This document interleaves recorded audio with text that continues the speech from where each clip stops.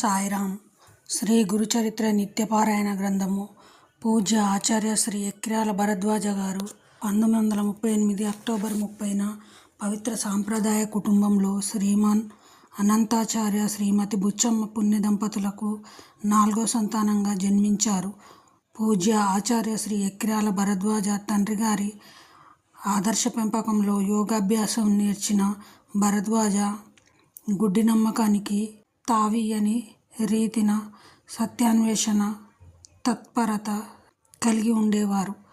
వీరి చిన్నతనంలో సంభవించిన దుర్ఘటన కారణంగా జీవము, దైవము, మరణము, కాలము మొదలైన అంశాలపై వారికి ఉదయించిన అనేక ప్రశ్నలను అన్వేషిస్తూ సుదీర్ఘ యోచనలో 6 సంవత్సరాలు గడిపి చివరకు ప్రశ్నలే లేని అద్భుత ఆధ్యాత్మిక స్థితిని పొందారు. అన్ని ప్రశ్నలు సమాధానపడి చక్కటి సమన్వయం కుదిరింది. దైవం యొక్క ఉనికి నిర్ధారణ అయ్యింది. కొద్ది సంవత్సరాల తర్వాత 1963లో షిరిడి మొదటి దర్శనంలో శ్రీ సాయినాథుని సమాధి మందిరంలో వారికి బ్రహ్మానుభూతి కలిగింది. అంతటి స్థితిని ప్రథమ దర్శనంలోనే తమకు ప్రసాదించిన శ్రీ సాయినాథుని అపార కరుణకు ముగ్ధుడైన శ్రీ భరద్వాజ వారి గురించి అప్పటి వరకు ప్రచురితమైన ఎన్నో గ్రంథాలను చదివి బాబా సమకాలీలను ఎందరో ప్రత్యక్ష భక్తులను కలిసి వారి నుండి ఎన్నో విశేషాలు సేకరించి శ్రీ సాయినాథుని సమగ్రమైన చరిత్రను, అవతార కార్యాన్ని ఆకలింపు చేసుకున్నారు. అటు పిమ్మట శ్రీ షిరిడి సాయినాథుని గురించి ఎన్నో అపూర్వమైన గ్రంథాలు రచించారు. సత్సంగాల ద్వారా, లేఖల ద్వారా, సర్గోష్ఠులు, చర్చల ద్వారా, ప్రవచనాలు, ప్రసంగాలతోనూ, పవిత్ర రచన ద్వారా, మందిరం నిర్మాణాలతోనూ సాయి ధర్మ ప్రచార యజ్ఞానికి సంపూర్ణంగా అంకితమయ్యారు శ్రీ భరద్వాజ. సమకాలీనులైన అనేక మంది మహనీయుల ఆదరణ, ప్రశంసలు అందుకున్న ఆచార్య భరద్వాజ 1989 ఏప్రిల్ 12వ తేదీన తమ భౌతిక శరీరాన్ని చాలించారు. కానీ నేటికి తాము నిత్యపత్యులుగా పిలిచిన పలికే దైవంగా నిలిచి భక్తులకు అనేక అనుభవాలు, భౌతిక సాక్షాత్కారాలు సైతం ప్రసాదించి ఇహపర శ్రేయస్సు ప్రసాదిస్తున్నారు. మాస్టర్గా, ఆచార్యులుగా ఎందరో భక్తుల ప్రార్థనలందుకొని అనుగ్రహిస్తున్నారు. షిరిడి సాయిబాబా భక్తులకు శ్రీ గురుచరిత్ర పారాయణ ఎంతో అవసరము. హరివినాయక్ సాఠే, అన్నాసాహెబ్ దబోల్కర్ వంటి వారికి శ్రీ సాయిబాబా దర్శనము, అనుగ్రహము లభించడానికి శ్రీ గురుచరిత్ర పారాయణమే కారణమైంది. కుషాబాబు అనే భక్తుడి విషయంలో ఈ సత్యం ఇంకెంతో స్పష్టంగా కనిపిస్తుంది. అతడి చేత ఈ గ్రంథాన్ని 108 సార్లు పారాయణ చేయించడంలో సాయినాథుడు దీనికెంత ప్రాముఖ్యతనిచ్చారో తెలుస్తుంది. ఆయన మహాత్ములందరిలోనూ తలమానికము. కోహినూరు వంటి వారైనప్పటికీ తాను సద్గురువునని చెప్పక అతి సామాన్యుడిగా జీవించారు. భక్తులు తమను గురువుగా ఎలా సేవించారో ఎన్నడూ చెప్పలేదు. భగవద్గీత శ్లోకాన్ని వివరించినప్పుడు ఆ విషయమై రత్నాల్లాంటి మాటలు 1-2 మాత్రమే చెప్పారు. అందుకే ఆయనను ఆ రీతిన సేవించడానికి ఎవరూ ప్రయత్నించలేదు. ప్రయత్నించిన కొద్దిమంది కూడా చేయలేకపోయారు. అలా కాక గురుచరిత్రలో శ్రీగురుడు ఎన్నో పురాణోపాఖ్యానాల సహాయంతో ఈ విషయం వివరించారు. అంటే భక్తులు ఎలా శ్రీసాయిని సేవించారో శ్రీ గురుచరిత్ర నుండి నేర్చుకోమని శ్రీసాయి సూచించారన్నమాట. స్వయంగా పారాయణ చేయలేని వారు శ్రీ గురుచరిత్రం శ్రవణం చేసినా అదే ఫలితం ఉంటుందని శ్రీగురుడు చెప్పారు. పారాయణం చేయడానికి వీలుగాని సమయంలో దత్తా అని కానీ, శ్రీదత్త జయదత్త అని నామం కానీ సహస్రాహం చేయవచ్చు. ప్రతిరోజు ఇలా జపం చేస్తే కష్టాలు తొలగుతాయి, సౌభాగ్యం వృద్ధి చెందుతుంది, సంతానాన్ని ప్రసాదిస్తుంది, దారిద్ర్యాన్ని తొలగించి సంపదనిస్తుంది. శ్రీ గురుచరిత్ర గ్రంథ మహత్యం. మహారాష్ట్ర దేశంలోని మాన్గావ్ అనే గ్రామంలో గణేష్ భట్టు, రమాబాయి అనే పుణ్య దంపతులకు జన్మించాడు వాసుదేవ శాస్త్రి. ఇతడు తన 8వ ఏట ఉపనయనమైన దగ్గర నుండి ఆదర్శ బ్రహ్మచారిగాను, వివాహమయ్యాక సదాచార సంపన్నుడైన గృహస్థుడుగాను జీవించాడు. గాయత్రి అనుష్ఠానము, వేదాధ్యయనము, అగ్నిహోత్రము నిష్ఠతో ఆచరిస్తుండేవాడు. కేవలం వంశాచారంగా మాత్రమే మహారాష్ట్ర భాషలోని శ్రీ గురుచరిత్ర లాంఛనంగా నిత్యపారాయణం చేస్తుండేవాడు. తన తపశ్శక్తి వలన మానవులకు పశుపక్షాదులకు కూడా వేద మంత్రోచ్చారణతో ఆరోగ్యము చక్కబరచడమే గాక జ్యోతిష్య శాస్త్రంలో ప్రావీణ్యం గురించి ఆర్తుల బాధలకు పరిష్కారం చెప్పి అర్హ సాంప్రదాయ ప్రాశస్యాన్ని ప్రజలకు నిరూపిస్తుండేవాడు. ఉదాహరణకు అతడు ఒక రోగితో గోదానం చేయమని చెప్పాడు. ఆ గోవుపై ఆశతో వాసుదేవ శాస్త్రికి తెలియకుండా అతని సోదరుడు ఆ దానం స్వీకరించి వెంటనే జబ్బుపడ్డాడు.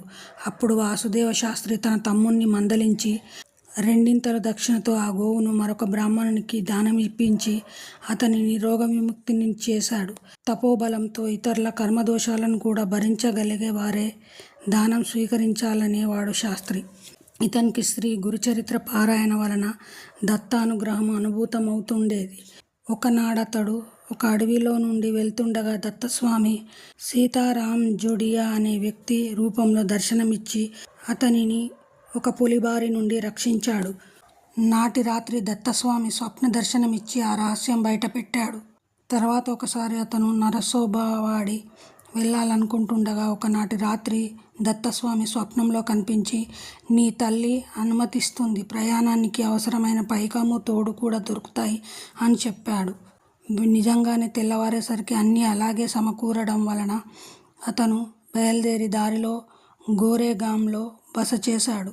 నాటి రాత్రి దత్తస్వామి మరలా స్వప్నంలో కనిపించి నరోసాబవాడిలో గోవిందస్వామి అనే సిద్ధ పురుషుడు ఉన్నారని ఆయనను దర్శించమని చెప్పారు.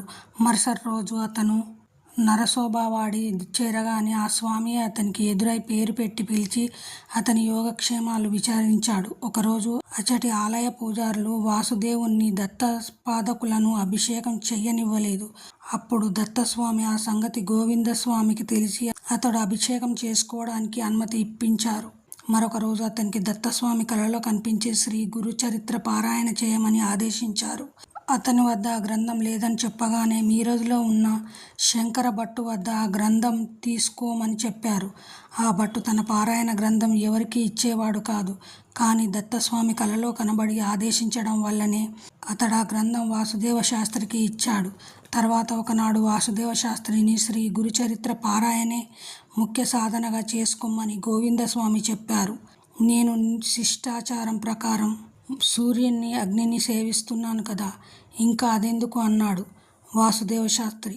కానీ నాటి రాత్రి స్వప్నంలో దత్తస్వామి అతనికి మంత్రోపదేశం చేసి అతనికి ప్రత్యక్ష గురువయ్యారు. తెల్లవారగానే అతనికి గోవిందస్వామి ఎదురై రాత్రి నీకు ఉపదేశమైంది కదా అని చెప్పి దాని అనుష్ఠాన విధానమంతా అతనికి బోధించారు. ఒకప్పుడు వాసుదేవ శాస్త్రిని 7 సంవత్సరాలు కదలకుండా మాన్గావ్లోనే ఉండమని దత్తస్వామి ఆదేశించారు. అతడు ఒక దత్తమూర్తిని తీసుకు వెళ్ళదలచి కాగలనే ఊరు వెళ్ళాడు. అక్కడ బజార్లో అకస్మాత్తుగా ఒక శిల్పి ఎదురై ఒక దత్తమూర్తిని ఇచ్చి తనను ఆ స్వామి అలా చేయమని ఆ ముందటి రాత్రి స్వప్నంలో ఆదేశించారని చెప్పాడు. శాస్త్రి మన్గావ్ చేరేసరికి అక్కడొక విధవరాలు అతనికి కొంచెం స్థలం ఇచ్చి నిన్న నా భర్త కలలో కనిపించి కొంత స్థలం ఒక సద్బ్రాహ్మణునికి దానమిమ్మని చెప్పారు అని చెప్పింది.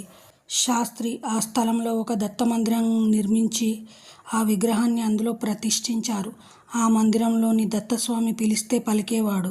ఒక దత్త జయంతికి వాసుదేవ శాస్త్రి గారి బంధువు ఒకరు మరణించారు. నాటి జయంతి కార్యక్రమానికి విఘ్నం కలుగుతుందని వెరచి ఆ సంగతి శాస్త్రి గారికి ఎవరూ చెప్పలేదు. ఆనాడు అతడు మందిరానికి వెళ్ళగానే దత్తస్వామి శివ శివ నన్ను తాకవద్దు, నీకు మైల వచ్చింది అన్నారు. అప్పుడు విచారిస్తే అసలు విషయం బయటపడింది. అలాగే ఒక చంద్రగ్రహణం అప్పుడు పంచాంగాలన్నీ ఆ ప్రాంతంలో గ్రహణం కనిపించదని చాటాయి. కానీ ఆ ముందటి రాత్రి దత్తస్వామి శాస్త్రి గారికి దర్శనమిచ్చి రేపు గ్రహణం కనిపిస్తుంది కనుక నాకు భిక్ష నైవేద్యం వద్దు అన్నారు. మరుసటి రోజు ఆ మాట అక్షరాలా నిజమైంది. ఒకసారి వాసుదేవ శాస్త్రి అతని తల్లి సరసోబవాడి చేరి ఒక ధర్మశాలలో విడిది చేశారు. నాటి రాత్రి దత్తస్వామి ఆ ఇద్దరికీ కలలో కనిపించి ఈ ధర్మశాల శిథిలమైంది, వేరొక చోటుకు వెళ్ళండి అని చెప్పారు. ఉదయమే శాస్త్రి స్నాన సంధ్యలు పూర్తి చేసుకొని తన తల్లిని తీసుకొని ధర్మశాల నుండి బయటికి రాగానే ఆ భవనం కూలిపోయింది. అలానే ఒకప్పుడు వాసుదేవ శాస్త్రి తన భార్యను తీసుకొని దత్తక్షేత్రాలు దర్శిస్తూ గంగాఖేడ్ చేరుకున్నాడు. అక్కడ ఒకనాటి రాత్రి దత్తస్వామి అతనికి కలలో కనిపించి, నేటి నుండి 4వ రోజున మీ ఇద్దరినీ నా సన్నిధి చేర్చుకుంటాను అన్నారు. శాస్త్రి, నేను సన్యసించాలి కనుక మీరు ఆమెను మాత్రమే తీసుకుపోండి అన్నాడు. ఆమెకు మరురోజే కలరా వచ్చి కొద్ది రోజులలో మరణించింది. ఆమెకు కర్మ చేసి 14వ రోజున శాస్త్రి సన్యసించాడు. ఆ ముందటి రాత్రి దత్తస్వామి అతనికి గోవిందస్వామి రూపంలో స్వప్న దర్శనమిచ్చి ప్రణవం ఉపదేశించి మరుసటి రోజు నుండి భిక్షువుగా జీవించమని ఆదేశించారు. అంటే ఈయనకు అసలైన దీక్ష దత్తస్వామియే ఇచ్చారన్నమాట. వాటి నుండి ఈయన శ్రీ వాసుదేవానంద సరస్వతి స్వామిగా ప్రసిద్ధికెక్కాడు. అటు తర్వాత ఈయన అతి కఠోరంగా తమ ఆశ్రమ ధర్మాలు పాటిస్తూ దేశ సంచారం చేశారు. ఎన్నో ప్రాంతాలలో మొత్తం మీద 24 చాతుర్మాస్యాలు చేశారు. వీరు తమ పాదయాత్రలో ఒకసారి నాటి శృంగేరి జగద్గురు శంకరాచార్యులైన శ్రీ నృసింగ భారతీ స్వామి వారిని దర్శించారు. ఈ శంకరాచార్య వీరిని ఎంతగానో సన్మానించి తమ శిష్యులతో ఆయం హి భగవాన్ సాక్షాత్ దత్తాత్రేయ స్వయం యతిం, ఈ యతి సాక్షాత్తు దత్తాత్రేయుడే అని చెప్పాడు. ఒకసారి శ్రీ వాసుదేవానందులు కాలినడకన గిరినార్ చేరి బాగా డప్పిపడిపోయారు. అప్పుడు ఒక గుజరాతీ శ్రీమంతుడు కొన్ని పూరీలు తెచ్చి ఇవ్వబోయాడు. ఆయన తమ ఆచారాన్ని అనుసరించి వాటిని స్వీకరించలేదు.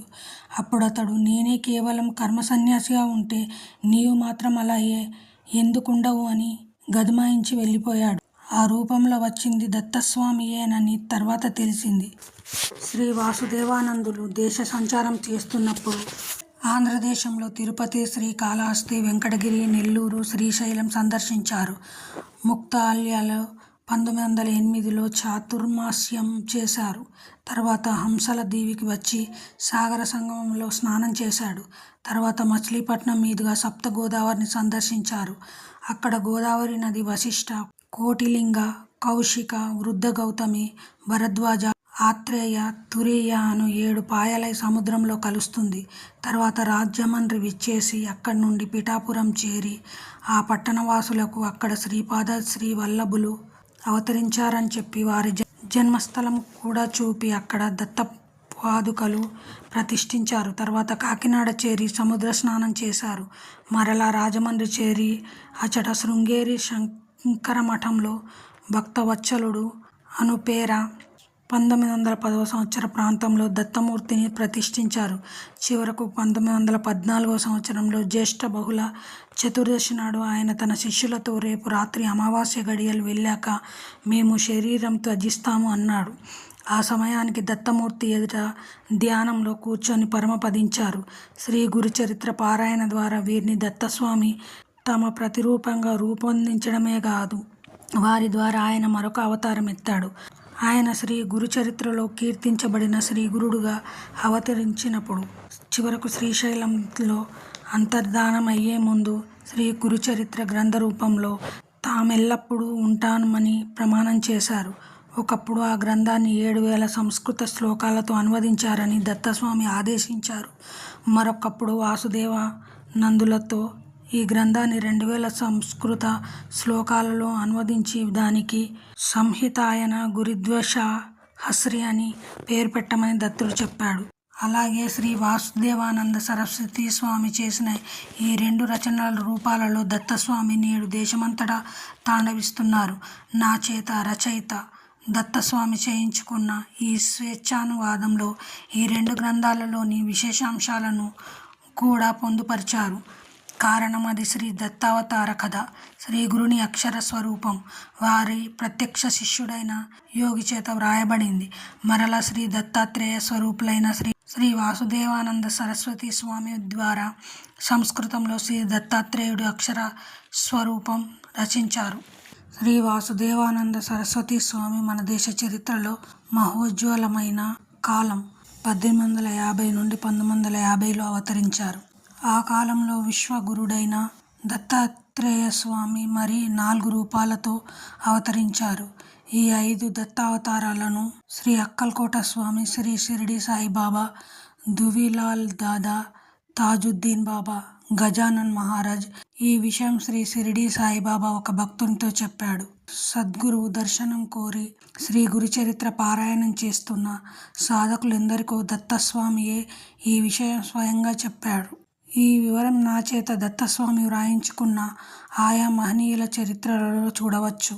శ్రీ వాసుదేవానంద సరస్వతులు వీరిలో ముగ్గురిని కలుసుకున్నారు. ఒక భక్తుడు శ్రీ వాసుదేవానందుల సన్నిధిలో ఒక మహాయజ్ఞం చేయ తలపెట్టాడు. శ్రీ వాసుదేవానందులు సాక్షాత్తు దత్తావతారమైన అక్కల్కోట స్వామి సన్నిధిలో దీనిని నిర్వహించడం సముచితం, లేకుంటే వారి ఆశీస్సులతోనైనా ఇక్కడ జరిపించాలి అన్నారు. ఒకప్పుడు ఆయన అక్కల్కోట స్వామిని దర్శించారట కూడా. అలానే శ్రీ గజానన్ మహారాజులను కూడా దర్శించారు. శ్రీ వాసుదేవానందులు రాజమండ్రిలో ఉన్నప్పుడు నాందేడ్ నుండి దాసగను అను భక్తుడు వచ్చి ఆయనను దర్శించాడు. అది తిరిగి వెళ్ళేటప్పుడు శ్రీ వాసుదేవానందులు అతడికి ఒక కొబ్బరికాయ ఇచ్చి, ఇది మా నమస్కారాలతో మా అన్నగారైన శ్రీ సాయిబాబాకు సమర్పించు, మమ్మల్ని మరవక ప్రేమతో కనిపెట్టు ఉండమను. సన్యాసులమైన మేము ఎవరికీ నమస్కరించము, కానీ వారి విషయం వేరు అన్నారు. తర్వాత దారిలో దాసగను అతని మిత్రులు ఏమారి వేరొక కాయ అని పొరపాటు పడి దానిని తినివేశారు. వాళ్ళు షిరిడీ చేరాక ఇంకా ఏమీ చెప్పకముందే సాయిబాబా నా సోదరుడిచ్చిన కొబ్బరికాయ ఏది అని అడిగారు. వాళ్ళు జరిగింది చెప్పి దానికి బదులు వేరొక కాయ ఇస్తామన్నారు. ఆయన నా సోదరుడిచ్చిన కాయతో మరేదీ సాటిరాదు అని వాళ్ళను క్షమించి వదిలిపెట్టారు. 1000 మంది భక్తులలో నిజంగా ముక్తి కోసం ప్రయత్నించేవాడు ఏ ఒక్కడో ఉంటాడని ద్వాపరయుగంలోనే శ్రీకృష్ణుడు చెప్పాడు. అటువంటప్పుడు ఈ కాలం సంగతి వేరే చెప్పాలా? అటువంటప్పుడు ఆత్మజ్ఞానం గల సద్గురువులెంత అరుదు. అట్టివారిని మాత్రమే ముముక్షువులు ఆశ్రయించాలని భగవద్గీత చెబుతున్నది.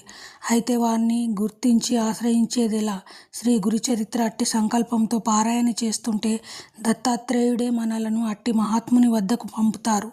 ఒక శ్రీమంతుడు తనకు మగబిడ్డ కలిగితే 1000 మంది బ్రాహ్మణులకు భోజనమిస్తానని మొక్కుకొని గాన్గాపురంలో శ్రీ గురుచరిత్ర పారాయణం చేశాడు. త్వరలో ఆ కోరిక నెరవేరింది. కానీ వ్యాపారంలో సర్వము కోల్పోయి అతడు దిగులుతో మరణించాడు. అతడి భార్య కష్టం చేసి బిడ్డను పోషిస్తున్నది. కానీ మొక్కు గురించి భయపడి గాన్గాపురం వెళ్ళి ప్రత్యామ్నాయం తెలపమని దత్తస్వామినే ప్రార్థించింది. ఆ రాత్రి కలలో దత్తస్వామి కనిపించి, అక్కల్కోటలోని స్వామిని నేనే, వారికి భిక్ష ఇస్తే 1000 మందికి పెట్టినట్లే అన్నారు. ఆమె అక్కల్కోటలో స్వామిని దర్శించగానే వారు భిక్ష కోరి ఆరగించి, అమ్మ 1000 మంది బ్రాహ్మణులకు భోజనం ముట్టింది అన్నారు. శ్రీ దత్తానుగ్రహం వలన ఆమె కోరిన ప్రత్యామ్నాయానికి తోడు సద్గురు దర్శనం కూడా లభించింది. తలంగపూర్, గుజరాత్లో కళ్యాణ్జీ అనే ఒకరుండేవారు. వివాహమైన కొద్ది కాలానికి అతడు విరాగి అయి సద్గురువుల కోసం శ్రీ గురుచరిత్ర పారాయణ సాధన చేసేవాడు. ఒకప్పుడు సాధన కనిపించి శ్రీ వాసుదేవానంద స్వామిని ఆశ్రయించమని చెప్పాడు. అప్పుడు ఒక సాధువు కనిపించి శ్రీ వాసుదేవానంద స్వామిని ఆశ్రయించమని చెప్పాడు. నర్మదా తీరాన ఉన్న ఆ స్వామిని అతడు దర్శించగానే ఆయన కళ్యాణ్జీని గృహస్థుగా ఉంటూనే సాధన చేయమని చెప్పాడు. త్వరలో అందరూ సిద్ధుడై గోదావరి తీరాన గూంజులో స్థిరపడి శ్రీ గాండా మహారాజ్గా ప్రసిద్ధి చెందాడు. పాండురంగని అనుగ్రహం వలన 1898లో జన్మించిన తమ బిడ్డకు తల్లిదండ్రులు ఆ పేరే పెట్టుకున్నారు.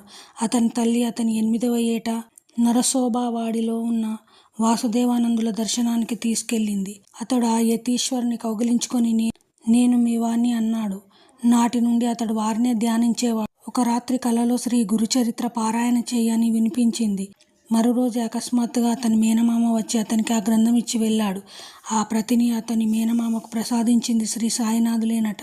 పాండురంగడు చాలా కాలం దాన్ని పారాయణ చేసి దత్తస్వామి స్వప్న సందేశాన్ని అనుసరించి సన్యసించారు. దత్తస్వామి చూపిన అగంధి స్వామి అనే మహనీయుడు ఆదేశించినట్టు రంగడు శీతోష్ణాలు లెక్క చేయక కౌపీనధారి అయి ఏకాంతముగా తపస్సు శ్రీ గురుచరిత్ర 108 పారాయణాలు చేసి సిద్ధుడై శ్రీ రంగవధూతగా నారేశ్వర్లో స్థిరపడ్డారు. చాలిస్గాంవ్, ఖాండేల్లో శంకరశాస్త్రి కుమారుడు మార్తాండ్ 11వ సంవత్సరం ఉండే శ్రేష్టమైన గురు దొరకాలన్న దీక్షతో సంధ్యావందనము, పూజ, శ్రీ గురుచరిత్ర పారాయణ చేశాడు. క్రమంగా అతడు నిరాహారి అయి తండ్రి అనుమతి ఆశీస్సులతో ఒక గదిలో ఏకాంతవాసం చేశాడు. ఎన్నాళ్లకు తన ఆశయం సిద్ధించలేదని ఒకరోజు అతడు దుఃఖిస్తుంటే అకస్మాత్తుగా అతని ఎదుట శ్రీ దేవానంద స్వామి ప్రత్యక్షమై, నీవింత కఠోర దీక్ష ఎందుకు చేశావు? నేను చతుర్మాస్య వ్రత భంగం చేసుకురావాల్సి వచ్చింది అన్నారు. ఆయనను మంత్రముపదేశించమని కోరగా స్వామి అలానే చేసి అంతర్హితులయ్యారు. నాటి నుండి మంత్రజపము, పూజ, శ్రీ గురుచరిత్ర పారాయణ, దత్తనామ స్మరణలతో నిరంతరం గడిపేవాడు. వివాహమై బిడ్డలు జన్మించాక భార్య మరణించింది. రెండవ భార్య కూడా అలాగే మరణించింది. ఆ తర్వాత శంకరశాస్త్రి యాత్రలు, నర్మదా ప్రదక్షిణం చేశారు. ఆయనకు గిర్నార్లో దత్తస్వామి, నవనాథులు, అనసూయాదేవి దర్శనమిచ్చారు. పూణేలో గులవని, గుజరాత్లో మౌనీబాబా, రంగావధూత్, నిత్యానంద, వజ్రేశ్వరి, బావురావు మహారాజ్ గార్లను దర్శించి తరణ్యేలో శ్రీనానే మహారాజ్గా ప్రసిద్ధి చెందాడు. నేను రచయిత 1973లో గాన్గాపూర్లో నిత్యము శ్రీ సాయిబాబా జీవిత చరిత్ర, గురుగీత పారాయణం చేస్తూ కొద్ది రోజులు ఉన్నాను. ఒకరోజు ఒక మద్రాసీ సాధువుగారితో నేను ఇచ్చట భక్తులు శ్రద్ధతో భిక్ష ఇవ్వడం కోసం అన్నాడు స్వామి. అలా చెప్పారేమో గాని ఇన్ని శతాబ్దాల తర్వాత ఆయన ఇంకా భిక్షకి ఎలా రాగలరు అన్నాను. ఆ సాధువు ఇలా అన్నాడు. మొదట నేను అలాగే తలచాను. కానీ ఇక్కడ భక్తులకయ్యే అనుభవాలు విని నిజమనిపించి వారే రూపంలో భిక్షకు వస్తారో గుర్తించి వారి పాదాలు పట్టుకోవాలని తలచి దీక్షగా శ్రీ గురుచరిత్ర పారాయణ చేస్తూ భిక్షకు వచ్చే వారిని జాగ్రత్తగా గమనించనారంభించాను. ఒక రాత్రి స్వామి స్వప్న దర్శనమిచ్చి నా రాక దైవ రహస్యం, నన్ను యత్నించవద్దు అని హెచ్చరించారు. కానీ నేను పట్టు విడవలేదు. మరురోజు కృష్ణలో స్నానం చేయగానే తీవ్రమైన జ్వరము, తలనొప్పి వచ్చి భిక్షకు పోకుండా నిద్రపోయాను. మధ్యాహ్నం 3:30 గంటలకు మెలకువ వచ్చేసరికి జ్వరము, తలనొప్పి తగ్గిపోయాయి. ఆకలి భరించలేక భిక్షకు వెళ్తే ఒక గృహస్థు మధ్యాహ్నం నేనే కదా నీకు భిక్ష వేశాను అని కసిరాడు. జరిగింది ఎంత చెప్పినా అతను నమ్మలేదు. నాటి రాత్రి స్వామి మళ్ళీ స్వప్న దర్శనమిచ్చి నన్ను నీవేమీ పట్టగలవు, నీ రూపంలో నేనే భిక్ష చేశాను అన్నారు. ఆయన నేటికి భిక్షకు వచ్చే మాట నిజం.